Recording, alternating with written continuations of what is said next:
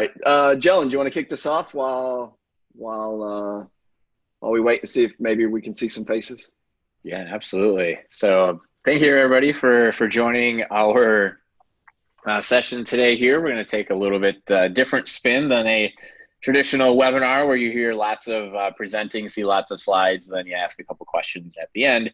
This is all going to be all questions. It's all about you, the attendees, and it's really, to tackle a number of your different questions that you have out there about certain technologies, maybe even thought processes, strategies, things you're seeing in the marketplace. And while we have a number of different folks on the panel here, it's definitely not at all inclusive. We can answer every IT topic you can possibly come up with. So, within the Q&A window, if you're not even if, just please submit your questions for that aspect.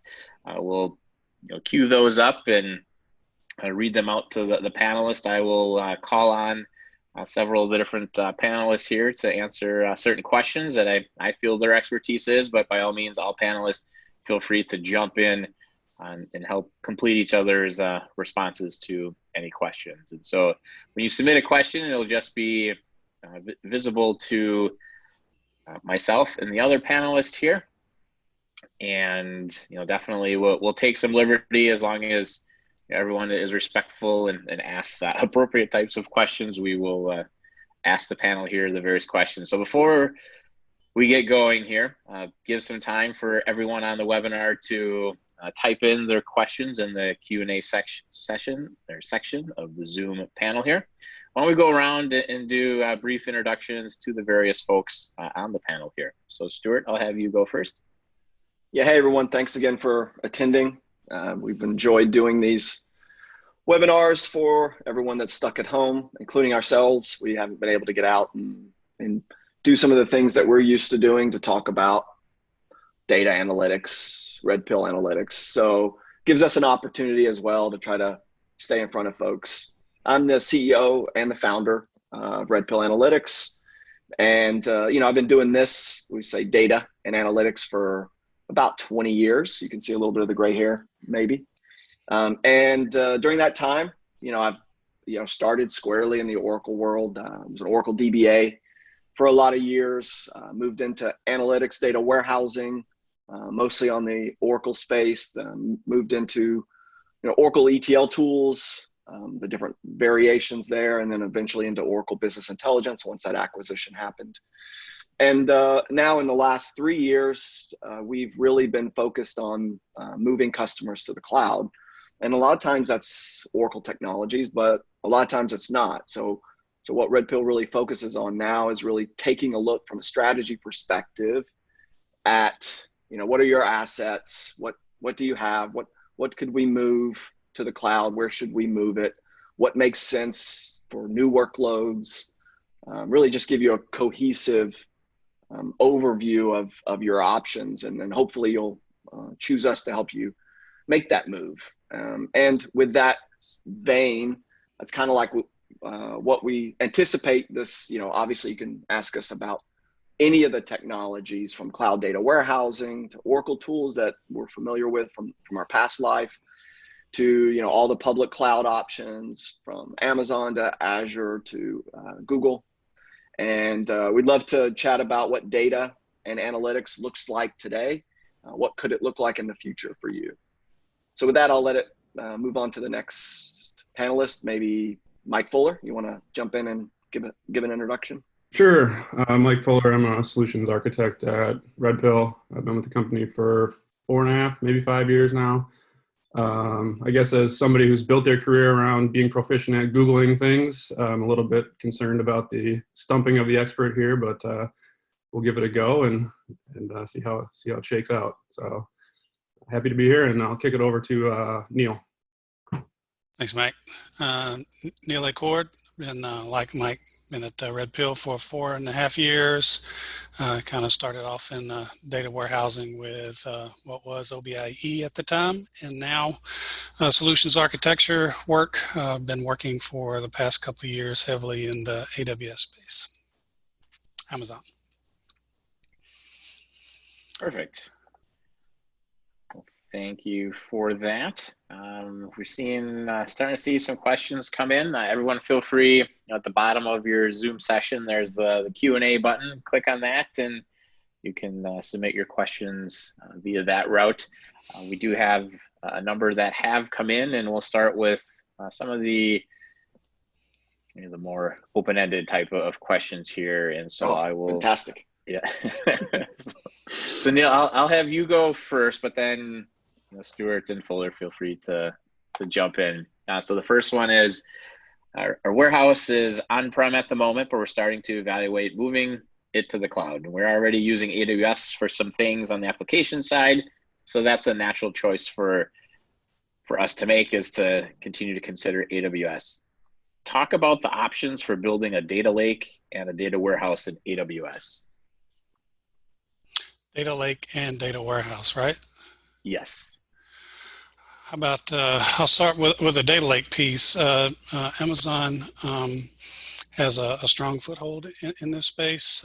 They have a very good object store in S3 that can handle lots of various types of data as an object. It has, it's very robust and can handle a lot of capacity. And you can make logical tables out of folders and create hierarchies, such as, this is my logical table entity X, and I have it down to year, month, and day folder under it. So you have the ability to partition data at volume. A lot of people either use Redshift to import that data from S3. You also have the option for Amazon Redshift with Spectrum added, which allows you to write relational queries inside of Redshift SQL that can hit both Redshift information as well as writing ANSI SQL statements towards querying what's in S3. And you also have some options, which it has its own quirks of Athena to be able to create logical tables and catalog tables, the metadata about what S3 folders are tables, and query those. So you have lots of options to be able to bulk load data into S3. And if you're going to build a data lake, you're going to want to structure your S3 areas into logical tables. You're going to want to have something to catalog that. AWS Glue has a catalog of its own. You can use other meta stores to crawl that. So you want to logically organize your data sources in S3 by source, by entity, using basically folder structures. That's all your objects.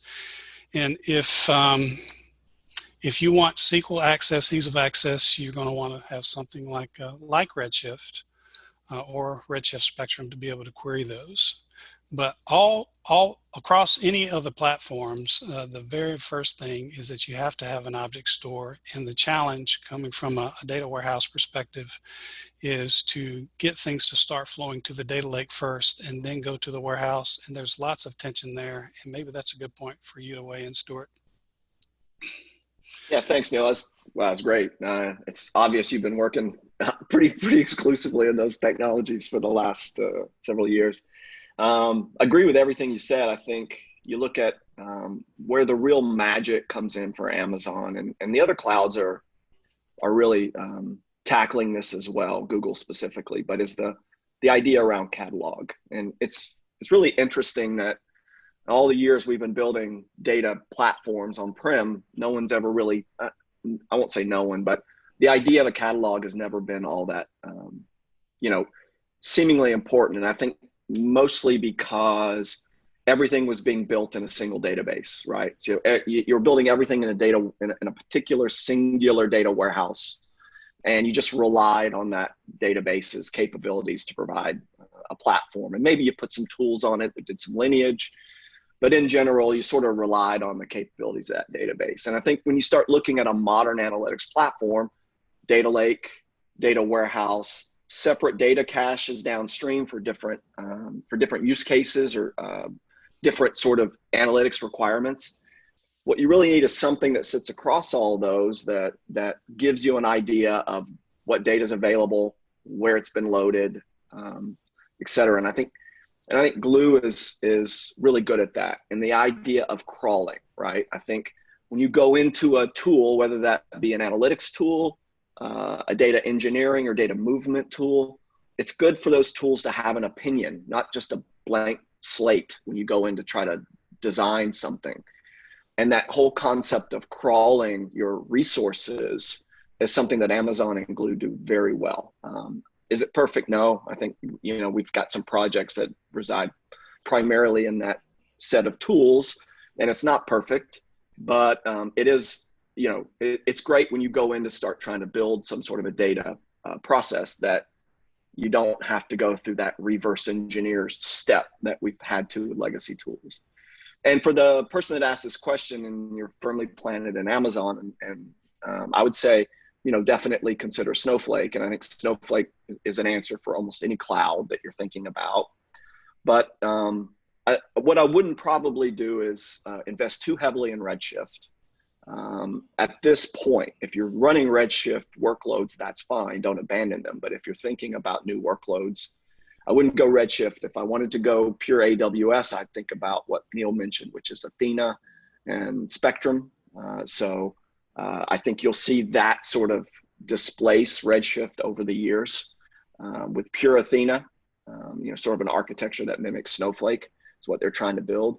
But today, if you were going to go into Amazon with no real preference about how you want to do things, and you're trying to migrate from an on-prem data warehouse, which I think I heard, you're going to be probably much happier just trying to use Snowflake. It's going to look, feel, and smell a lot more like what you're used to, just running in the cloud with better workloads. So from an Amazon perspective, if Snowflake's a possibility, I would definitely consider that. And then I know I'm long-winded, but one final thing is the data lake and the data warehouse. You really have two options with that when you start talking about Snowflake. Keeping your data lake in Amazon and using all of the tools that Neal just talked about, but then caching that data into Snowflake when it comes time to actually build a data warehouse. Or you can actually push your entire data lake and everything into Snowflake. There's pros and cons there. I think that if this is your first data lake, the pros that Snowflake offers for giving you that entire consolidation is probably the right approach. If you're thinking about Snowflake just being one target of your data lake and you want to build multiple targets, other data stores for different workloads, you'd probably want to think about keeping your data lake in S3 and all that magic that Neal just described, and then just caching it into Snowflake. I don't know if, Mike, you got anything to add? I think you guys nailed it. Perfect. Thank you for that. Another question. This one, Fuller, we'll start with you on this one, and naturally, Neal and Stewart, feel free to weigh in. Another question is, we are new to cloud data warehousing. We are considering Snowflake, Redshift, and BigQuery. What are some things to consider? And I know, a number of you touched on some of the aspects here, but I know we were talking primarily about AWS in the last question. So for this question here, a little bit more broad outside of AWS, but including AWS at the same time. I guess, Fuller, what are your thoughts on things to consider when looking at, going to a Snowflake, Redshift, or BigQuery? Sure. Yeah, there's not really a bad choice per se, but there are differences in each. And I think you start sort of where you have your foothold currently. Which cloud platform are you doing most of your work in? Does it make sense for you to kind of stay there? Obviously, with Snowflake being multi-cloud and they have the big three, right? AWS, Azure, and GCP. They're compatible with all three of those platforms. So they all have different variations in how they function. So with Snowflake, you have your separation, complete separation of compute and storage. So you start looking at how much data am I going to be ingesting? How many concurrent workloads do I have running at any one time in my data warehouse? How much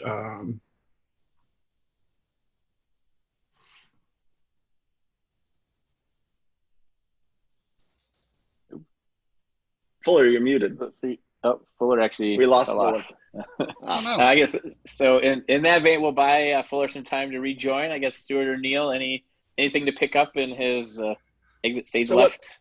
So I'll let Neal. Why don't you go first, talking about perhaps? Well, why don't you take over, answer whatever part of it you want to answer, and then I'll jump in. Oh, sure. So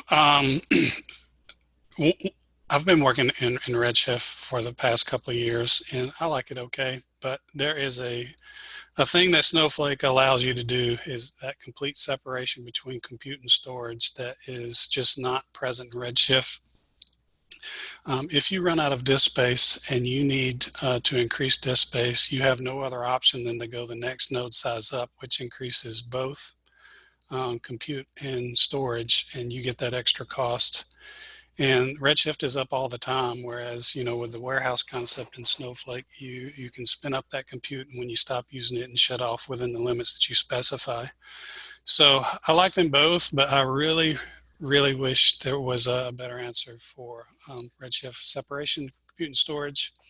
And with Redshift, there is some admin, not a lot, you have to vacuum to resort tables after loads, and you have to reclaim rows after deletes. So that's probably the biggest difference I've seen between the two that we've primarily been working with in the past few years. Yeah, I agree. I mean, you nailed it. I think so. I think you'll see Redshift in the Amazon portfolio start to take a backseat to Athena as Athena starts to add functionality, because Athena does that, right? They separate compute and storage. It's Presto based. So there is a good, strong open source foundation there. So that will probably come along. But, if you start thinking about being behind at this point, they're behind Snowflake. Do they catch up? Perhaps. So the other thing you mentioned, Neal, around Redshift and its limitations, obviously, what Mike started to say was, there's not a bad choice, and compared to on-prem, there's not. All of them are you're going to see much better performance, much more ease of use, less maintenance, less administration. But Snowflake really truly has zero administration when you think of a DBA, backups, maintenance operation procedures, running those weekly, monthly processes you have to run just to keep the thing queryable. Snowflake does all that for you. Redshift does a lot of that for you, but Neal mentioned some things it doesn't do. The big difference here between Redshift and Snowflake is from just a total cost of ownership perspective. Capacity planning, that thing that every consultant hated, because it was almost impossible to predict things.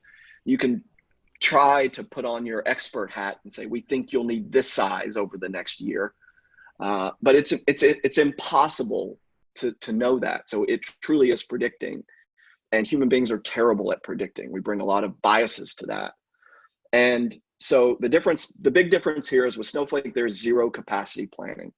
A change in compute size, a change in size, adding additional warehouses for different workloads, configuring your cluster size to max out at 20 instead of 10.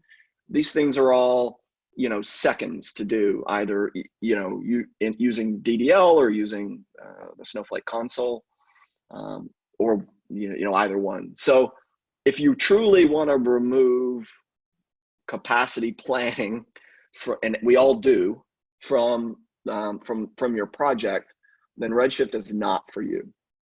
I think the more interesting, comparison is really between Snowflake and BigQuery. They both separate compute and storage.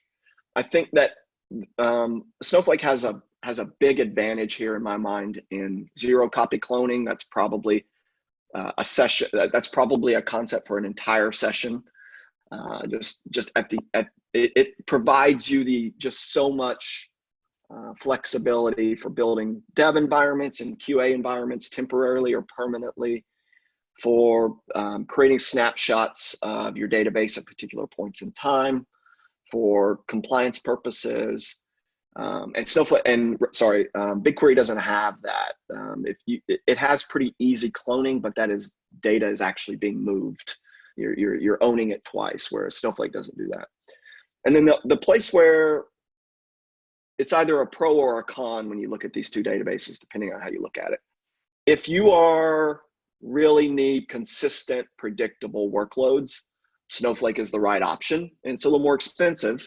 There's auto suspend, auto resume that can get you around some of that, but you will see probably a little bit higher bill for Snowflake. Now, your mileage may vary, but with that you get consistent performance, really consistent, what you're used to, knowing how long a query is going to take to run. In BigQuery, you don't have your own compute. Everyone shares compute in big clusters, and you have a lot less compute affinity, meaning that you're going to get your same session and your same disk space each and every time. So, but where BigQuery has an advantage is if you're building something in the Google platform, one set of credentials, you use the same usernames and passwords, use the same IAM infrastructure. And within a project, it's BigQuery is already queryable and callable from all the different Google services, no additional overhead required to do that. So if you're building something net new, kind of modern cloudish, a brand new application, and you're really invested in the Google Cloud for that, BigQuery is going to be a good option. If you're looking at migrating your workloads that existed on-prem, same BI tools, same ETL tools, maybe those tools plus some add-ons, Snowflake is going to be way more easier, and you're going to be to market much faster. Fuller, I don't know if you've got a cat chewing on cables over there at your house or what, but Murphy's what Law. happened, man? My internet goes down a couple times a day now, so we're having conversations with our ISP on why that might be, but yeah. It never fails, right? Yep. Absolutely.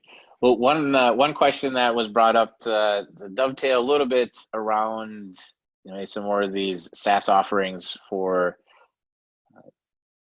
database / data warehouses. The question is, if I'm migrating from Oracle to a modern data platform, Stewart, you mentioned that there's a lot of those manual DBA tasks that one needs to do when you're talking on-prem, whether that's Oracle, DB2, Teradata, etc. What are some reasons or strategies to look at cloud databases, data warehouses that don't have such a high need for DBAs? Like, what are some of those tasks? Does the DBA completely go away forever, or are there less DBA tasks, or what are your guys' thoughts? And Stewart, I'll have you start on that, and maybe you speak for a minute, and then we'll let each of the panelists speak for a minute on that one. Yeah, I think when it comes to Snowflake particularly, they have an architecture that it's the micro partition architecture. Again, that's probably a whole webinar as well. But in general, as you load data into Snowflake, you're loading data into an object store, and they're loading these micro partition files. And that gives you a partition pruning effect, but not on a column, but on every column. So because it's a columnar database, these micro partition files are being built on top for every column. And because of that, it's like having pruning. You got min maxes on each of those files that Snowflake stores in its cloud services layer. So before you ever even go to query storage from the object store, Snowflake already knows which micro partitions, and you can sort of equate that to partitions in traditional databases. It already knows exactly which files it needs to get, which is really, really interesting and fast, to be honest with you. When you look at BigQuery, you still have sort of traditional partitioning on a column. So it doesn't have that, it's columnar, so you get a lot of performance from it, improvements over on-prem data warehouses because it's columnar. And I'm sure they have some magic in there with min maxes on things, but it doesn't give exactly the same effect as Snowflake. And you do partition on a particular column. I don't know if you want to add to that, Fuller. Maybe a little different spin on it is that, when we go into various organizations that are considering a cloud data warehouse, there is often a concern on behalf of the DBAs that, is my job going away? What am I going to do if I'm not going to perform the same tasks that I do today in, say, an Oracle database? And some of the tasks go away. Hopefully they're the annoying ones that go away, right? But the DBA's job doesn't necessarily go away. There are different areas that they'll be focused on, and there's still the administration of the cloud database. It's just that some of the knobs and levers that they would typically be turning have been abstracted away. And so focusing more on things like, the organization of the data, the roles and the access, optimizing so in Snowflake's case, the virtual warehouses and making sure that they're being used in an efficient and cost-effective way. So we typically try to work with the DBAs to train them on the new technology as opposed to replacing them with somebody else who comes in with that knowledge already. So yeah, I agree, and I'm being long-winded as I usually am, but that made me think of something, which is I have a slide I usually add to a lot of my presentations that just says focus on things that require human innovation, and it wasn't human innovation that automated backup scripts, right? I mean, maybe there's some creativity in that, but at the end of the day, those rote tasks, as Mike was mentioning, that as I'll just steal a line from Amazon, undifferentiated heavy lifting, they call it, right? Which is if something requires a lot of work but doesn't give you any differentiation or value, you should stop doing that. And Snowflake and BigQuery allow you to stop doing those things. So you don't have to spend time on backups and maintenance processes like rebuilding indexes, repartitioning, whatever it is. So, but you think about the things that you can do, and now because they're cloud native, there are new things that you can do, and they really do require someone with high expertise to build. You think of CI/CD pipelines or processes that you didn't have before in your data warehouse, where you can test things. And Snowflake, you can clone a data warehouse, clone your database. That's instantaneous. Run all the checks and processes and whatever you want to run and test in an environment and never touch, never interfere with your actual workloads that are occurring. And that would have been really, really hard to build on-prem. I don't even know how you would have started. You would have needed a separate database node or cluster. And BigQuery, you can do the same thing, but there's some overhead in copying the data from one data set to another, but you can still do these things with API calls. So imagine in your data warehouse world on-prem, if immediately everything that you need to do is API enabled, and there's really zero cost for needing another node to do something, even temporarily. That's what we look at in the cloud. So all the things that we probably should have been doing on-prem, but didn't have the time or resources to do, such as testing, validation, real honest-to-goodness design, that's what the DBAs could focus on today. Perfect, thank you. So this next question, let's start with Fuller and then others can weigh in. Question is, does DBT perform well at scale compared to other well-known enterprise tools on the market? And before Fuller, have you jump into answering the question, could you explain just what is DBT? What is it? Because I'm not sure if everyone on here will know what DBT is just by its acronym. Sure.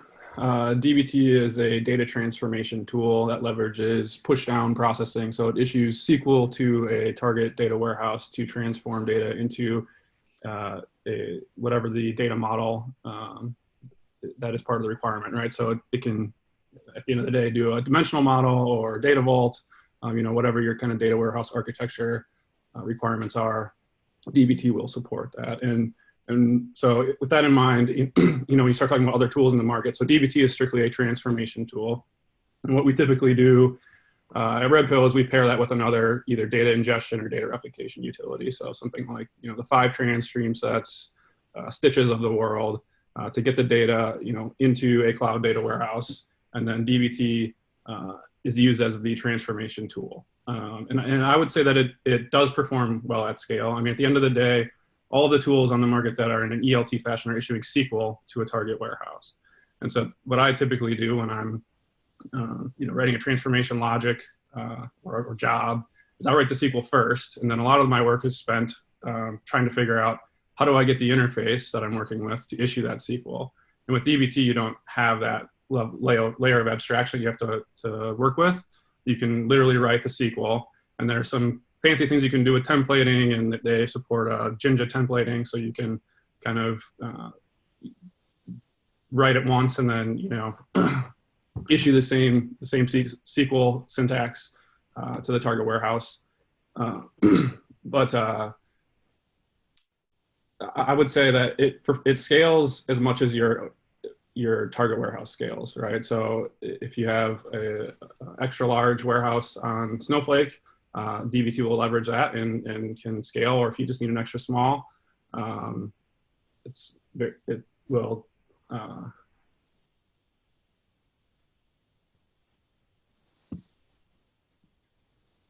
Are we losing Fuller again? Man. So Stewart, back to you. Yeah, I think he was on a roll there. It's such a shame that that his internet can't keep him in the conversation. Yeah, data build tool was what DBT stands for, and it just takes a new. You know, I did a webinar last week about it, and it's, you know, it's quite compelling product if you know SQL. And frankly, if you're in the world of analytics, you should know SQL. If you're, you know, I'll get on my soapbox for a second, but when I hear customers say, "Hey, we need to enable data engineers who don't know SQL," I just say, you know, you've come to the wrong party. I think that if you're going to be doing data transformations, you should know SQL, and even those ETL tools that were graphically based. And of course, I did a webinar a couple of weeks ago talking about how that's flawed as well, because we spent really more time in a SQL editor trying to figure things out before we ever started drawing those pretty lines. So I think the idea that we start and end with SQL as a transformation is where DBT exists. And because it was developed by people who, you know, it's funny, almost all of our tools, regardless whether they're legacy tools, new tools, whatever, are built by development teams that use SDLC, who understand version control using Git, CI/CD for building and testing things. But for some reason, they don't think that what their tools do should have those same capabilities. So they develop the tools with those ideas. They don't think their tools should support them. DBT is where, and other tools like it, they absolutely believe that you should have SDLC as a part of it. And in fact, I don't even know how you would do DBT without a Git project. I don't know how you would really do it without CI/CD, and all that's built into their cloud service. So if you kind of boil it down, it's SQL with CI/CD version control all built in, and a way for you to structure SQL scripts into a project in a way that makes sense. To answer to answer the question about can it scale, because there is truth in the fact that that DBT and Fishtown Analytics, the company that built it, focus a lot on startups and sort of that whole digital transformation space. As we start to introduce it to more you know, legacy environments, trying to supercharge those environments, and also just more traditional businesses, Fortune 100, big, you know, in some ways slow moving companies, I think the question is, can DBT work? And I think the answer is yes, absolutely, if your culture will allow it. So I was on a call with a customer recently where we're just, you know, everybody loves DBT, and then it's a question from the operations guy about, our supporting it. We're used to using tools like I can't even remember the tool, but enterprise schedulers and enterprise, I don't know if it's an EMC tool or what. And we need to still do that, be able to do that. And I think if you approach it with a mentality like it has to work just like all the other tools we've ever done, you're going to run into problems. So you need to think about, yes, you can support DBT in the enterprise, but it's not going to be in the manner that you're used to. And by the way, it's going to be a whole lot easier, a whole lot faster, and with a lot less training. But you just have to approach it from turn over a leaf and think about, this is a different kind of tool, and I won't support it the same way I used to. And then I think the final thing I'll say is we tend to get questions around like data quality, for instance. And I'm very opinionated on this one, by the way, which is in traditional ETL tools, they tended to separate ETL from data quality. And they have another data quality tool that's supposed to do the data quality. And then after downstream from the data quality, then you start the transformations. And I can tell you those tools almost never worked well. They were difficult to incorporate. And we almost always did what you would call data quality in the ETL tool anyway. And that's how you approach this in DBT. We don't need a separate data quality tool. We have a data engineering and transformation tool where we have the entire complement of SQL at our disposal. That's exactly how we would or should be building data quality processes anyway. So just make it part of the ETL.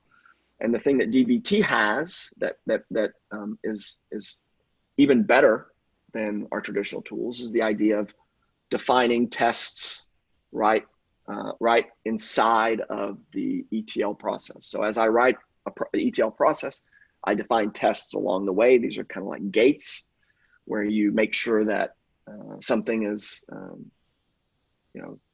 the data looks or feels a certain way before it moves forward. You can test separately, you can test after, however you want to do it. And DBT works really, really well with the data warehouses we mentioned, Snowflake and BigQuery, because it's pretty easy to create temporary spots in Snowflake. That's just a clone where you can run an end-to-end ETL process and all your tests, test all your quality steps before you ever, turn it loose. So I think that it feels different because it's a different tool, a lot of REST APIs, a lot of Git integration, but at the end of the day, it will scale with your organization if you allow it. Perfect, thank you. Another question here is, we are purchasing a suite of new cloud SaaS applications and need to integrate them with some of our legacy on-prem systems. Our enterprise architecture team is recommending Kafka for this use case, but we're wondering if that's really the right choice. So Neal, any of your thoughts on that statement more than it is a question? Well, I guess it comes down to like how current do you need the answer and how many rules are there to put on top of that stream of data to be able to get to the right answer. And is a quick answer that's slightly off okay, or do you really need some time to really transform that data to get the right answer, and how critical is that? So if you're going to use streaming solutions like Kafka or Kinesis and AWS, then you're really looking for what exactly is the use case. Is this near real-time? Usually real-time answers need a little bit of work. How critical is it? And how many rules to put on that? What would you add to that, Stewart? So I would just say that, yes, you do want to use that, but usually it comes up in terms of how quick do I need that answer to the eyeballs that are looking for that answer.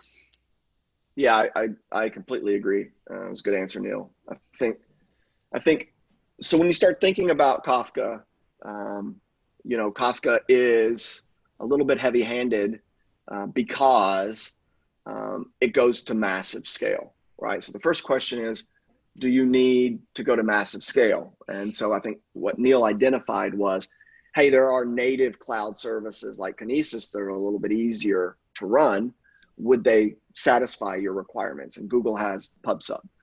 And so I think that the first question is, you know, how massive is your data, right? Kafka can handle unlimited data sets just as quickly as it handles small data sets. I wouldn't say that about the other two native cloud services. So the first thing is, you know, we don't necessarily recommend Kafka for a lot of organizations that don't have the capabilities to run it. And so now we have Confluent Cloud now, which really does simplify this such that you could run it as a managed service, almost any customer could. But still, it's a little more complicated in that same discussion of compute and storage. You know, Kafka has local storage that it uses, even when they run it as Kubernetes and Confluent Cloud. There's still stateful sets and all of that. So I think that to get to your question, mentioned the fact that your enterprise architecture team is recommending Kafka. So I'm going to assume from that the idea of running Kafka is something that has already been answered for this organization, and it's something that they do run and do run well, and therefore, you know, standing up Kafka, trying to figure out how to run Kafka, trying to figure out from an operations perspective how to keep Kafka running, sounds like that's already been resolved or solved. So if that is the case, and you're just a new tenant to an existing Kafka cluster, then I think it absolutely can solve this, especially the newer versions that enable KSQL and specifically KSQL DB, which is the next iteration of KSQL. So if you have KSQL at your disposal, and I know Neal might be able to add to this some because we did a project together using KSQL. You know, it's a SQL engine, and frankly, it's gotten a whole lot better than when Neal and I had to use it on a project right after it was GA. But you can define, it's sort of the same discussions we were having around DBT, is you can define these transformations using SQL. And that is exactly the kind of language that I want to define transformations in streaming or otherwise. And I think that if you're transitioning and you want to, it sounds like you have these new SaaS applications or a new way of thinking, you probably have your on-prem applications were all pretty much SQL based. And if you want to interact between these these sets of systems using SQL, which your organization may have an investment in, then I think Kafka and KSQL are an ideal solution.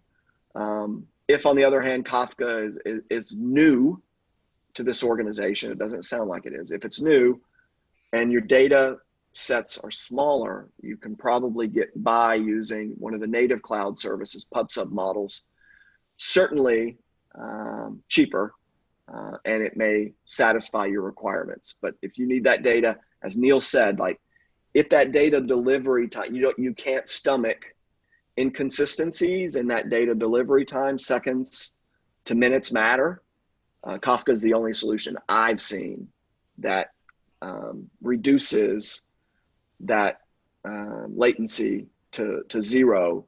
At least you can control it. Thank you. All right, next question. Stewart, I'm going to let you start with this here. Is we are using Oak today to connect to an on-premise Oracle database. However, we are migrating that database to Snowflake. How can we configure our RPD to connect to Snowflake? So before you start answering the question, if you could explain some of those acronyms there to others on the call. Certainly. So Oak, as you call it, I think you might be the only person in the world that says that, Jelen. But OAC, so Oracle Analytics Cloud. And that is, OBIEE, which also has been renamed to Oracle Analytics Server to kind of give you a consistent description and message today around that. OAC is the cloud, I'd say, I won't say cloud version because it's more than, it's different, but it is the cloud, it is the cloud result of OBIEE running now in Oracle cloud infrastructure. So the OCI side of the house, so it spins up and spins down more like autonomous data warehouse. It's that new OCI, and it's running on the fastest Oracle cloud infrastructure. Spins up, spins down. It's really, really nice. They've come a long way, I'll say. And it has built-in Snowflake support for the data viz side of the house. So OBIEE, and we'll say OAC, has sort of two sides of the house that they're continually trying to you know, build better integrations between. But that's that sort of traditional OBIEE, which is answers, dashboards, metadata, and then the new side of OBIEE, which is data viz, which is more sort of a workbook solution. We call them projects, but we think more about, it competes more with, say, Power BI and Tableaus of the world. It's sort of an end user focused solution.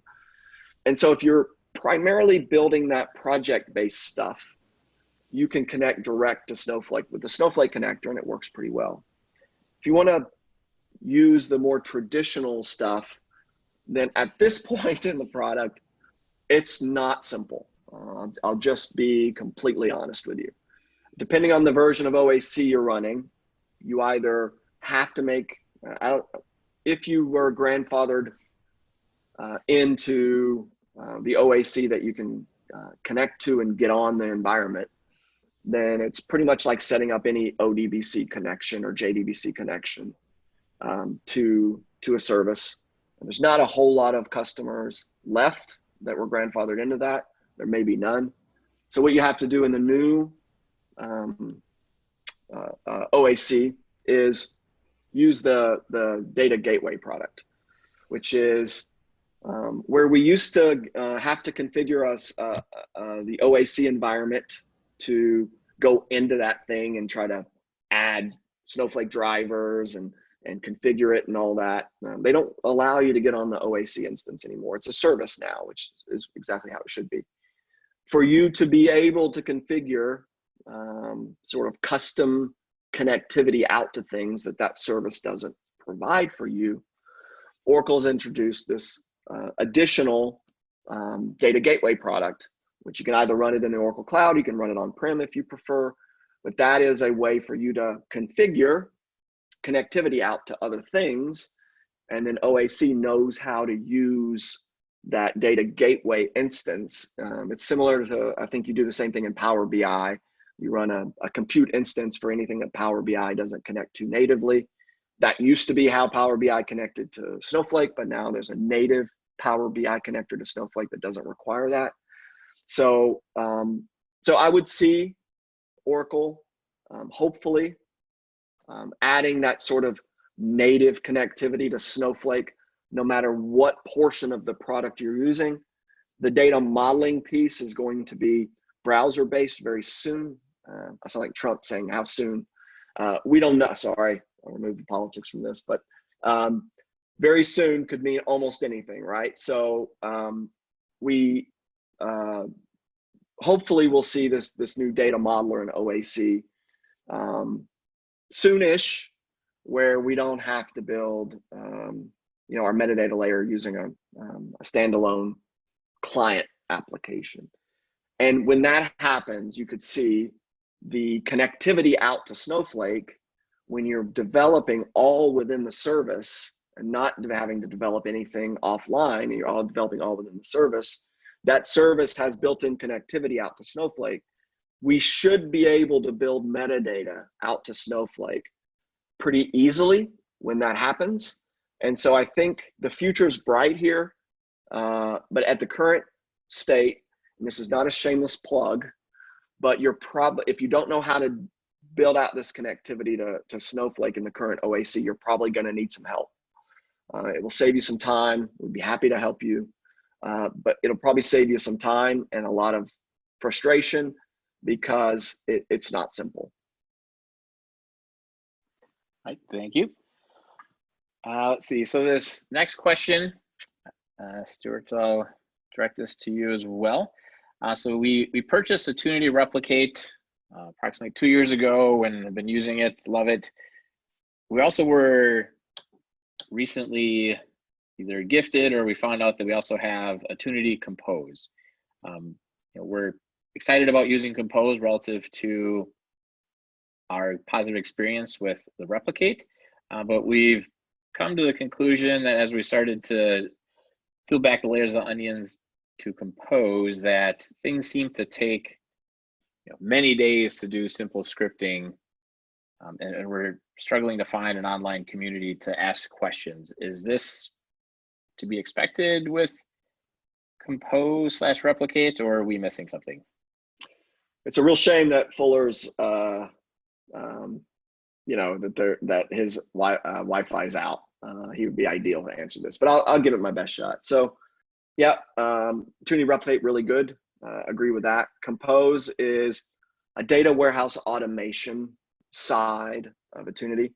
It came through an acquisition. I'm forgetting exactly the company that was acquired, but it is a data warehouse automation. What that means is Compose can point to a source target or targets of data, source application, source whatever, and automatically build you a warehouse. And it's opinionated in some of what it does.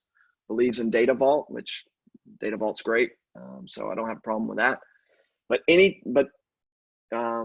what we've seen is that if you have any opinion about how you want to see your data, you're going to struggle to script the custom pieces of that.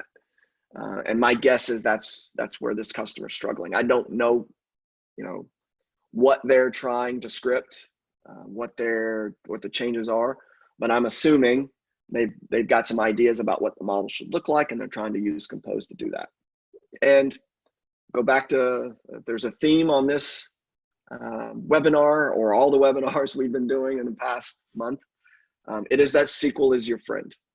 And if you have to try to describe a data movement process in something other than SQL, or frankly in SQL plus something else, if maybe I can define some things in SQL, but I have to plug it into a bigger framework or apparatus or something else that's not easy, then it becomes complicated.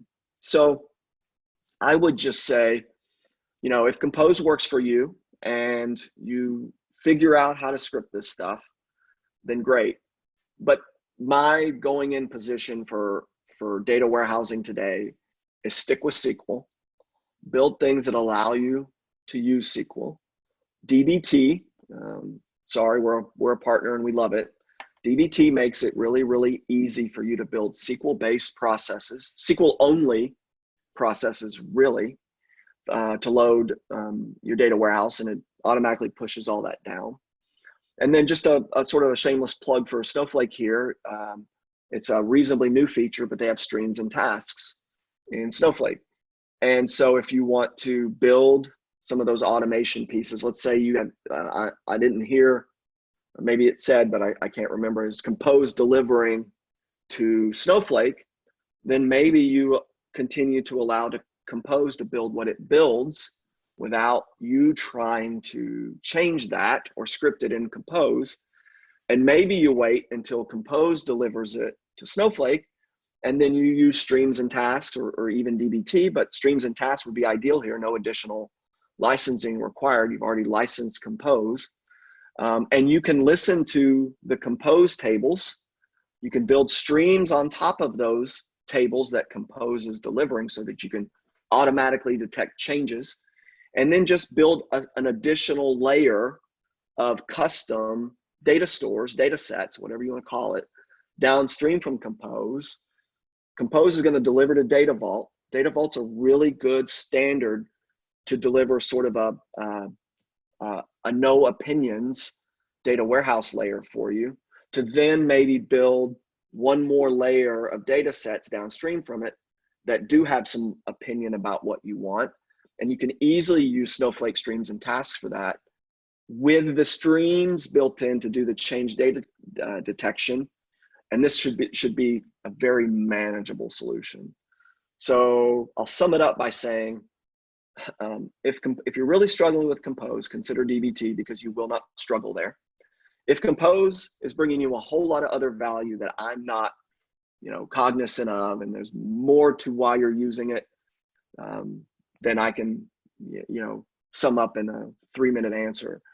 Then consider moving those customizations out of Compose and into Snowflake streams and tasks. Perfect. All right, so we're at the top of the hour here. This has gone by extremely fast. I know we didn't get to everybody's questions here, but definitely appreciate everybody participating in this unique style of a webinar, or more of a Q&A session of trying to stump the experts here. Want to thank Stewart, Neal, and Mr. Mike Fuller for being on our panel today and dealing with these questions here. Kind of, it's a bit of a humbling moment when you basically not quite sure what people are going to be asking, and you hope they ask questions that are in your wheelhouse. Yeah. Hey, Mike, if I could just say something quickly. Yep. I'd be interested to the attendees about how you feel about this, because frankly, this requires, as you can tell, zero preparation, which is kind of nice, meaning that we could do them more often, perhaps, right? So if you felt like it was really valuable, and you'd like to see this, it's almost like office hours with Red Pill, kind of. If you felt like it was valuable and that's something that you would, relish and participate on, please let us know. You can find us on the internet. I'll just say that. Our Red Pill Twitter account would be a great way to tweet at us, Red Pill A. And just let us know, because that would be a good thing. We can have these really more often if people really liked it. No, that's a good point. We will be sending out this recording to you in the next couple of days here, and with that, we thank you for investing your time with Red Pill. We appreciate all the questions that we're able to get to. We do apologize for those that we didn't get to. Perhaps on our next Q&A session, we will get to those as well. So everyone, stay safe and have a good rest of your day. Thank you.